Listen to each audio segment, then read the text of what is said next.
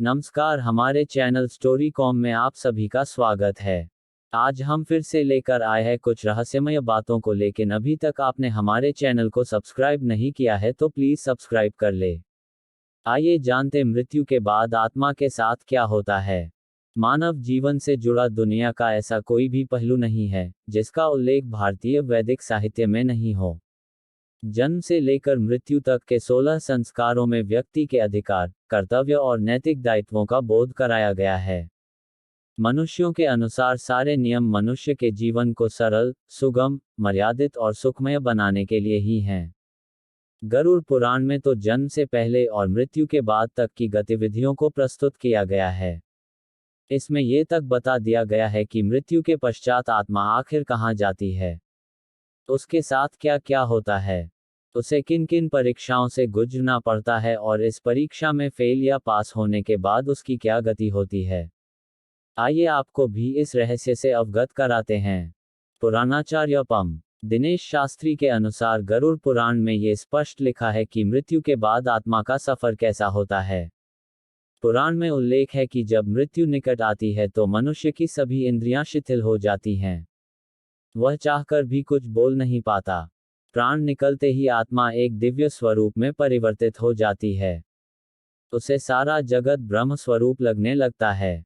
इंद्रियां शिथिल होने की वजह से उसके मुंह से झाग जैसा निकलने लगता है।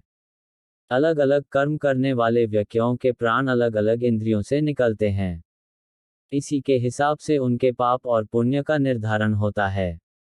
ज्योतिषाचार्य पम जनार्दन शुक्ल के अनुसार गरुड़ पुराण में उल्लेख है कि मृत्यु के समय काल के दूत पाशदंड धारण किए हुए प्राणी के पास पहुंचते हैं। उनका स्वरूप इतना भयानक व क्रोधयुक्त होता है कि भय के कारण पापी मलमूत्र तक कर देते हैं। मृत्यु के समय प्राणी की आत्मा हाहा स्वर बोलते हुए शरीर से निकलती है।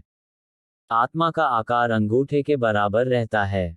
यमदूत पापात्माओं के गले में पाश बांधकर उसे यमलोक ले जाते हैं।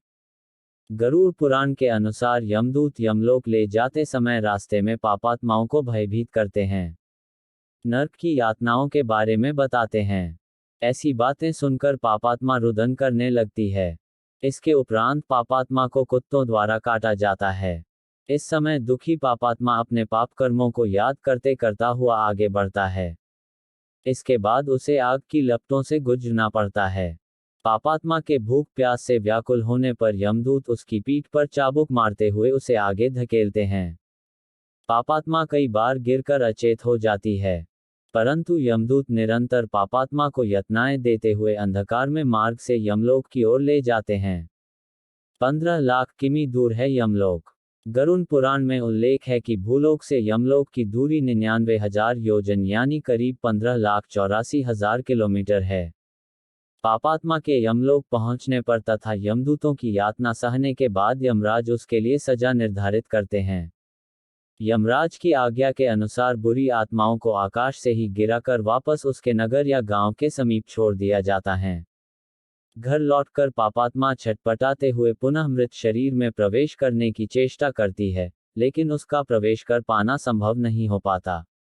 वह भूख प्यास से व्याकुल होकर छटपटाता और रुदन करता रहा है। परिजनों द्वारा अंत समय में किए हुए पिंडदान से भी पापात्मा की तृप्ति नहीं होती और भूख प्यास तड़पते हुए वह फिर से यमलोक लौटती है। पुराणाचार्य पम अखिलेश त्रिपाठी के अनुसार गरुड़ पुराण में उल्लेख है कि प्रेत को पहले दिन के पिंडदान से सिर, दूसरे दिन से गर्दन व कंधे, तीसरे दिन के पिंडदान से हृदय, चौथे दिन के पिंडदान से पीठ, पांचवें दिन के पिंडदान से नाभि, छठे व सातवें दिन के पिंडदान से कमर व नीचे का भाग, आठवें दिन के पिंडदान से पैर, नववें दिन के पिंडदान से प्रेत का शरीर प्राप्त होता है। 10वें दिन के पिंडदान से उस शरीर को चलने की शक्ति प्राप्त होती है तथा प्रेत की भूख प्यास उत्पन्न होती है। पिंड शरीर धारण कर भूख प्यास से व्याकुल प्रेत रूप में 11वें व 12वें दिन का भोजन करता है। 13वें दिन यमदूत प्रेत को बंदर की तरह पकड़ लेते हैं। इसके बाद वह प्रेत भूख प्यास से तड़पता हुआ अकेला यमलोक जाता है। वैतरणी नदी से यमलोक के 86,000 योजन के सफर पर प्रेत प्रतिदिन 200 योजन चलता हुआ 47वें दिन यमलोक पहुंचता है।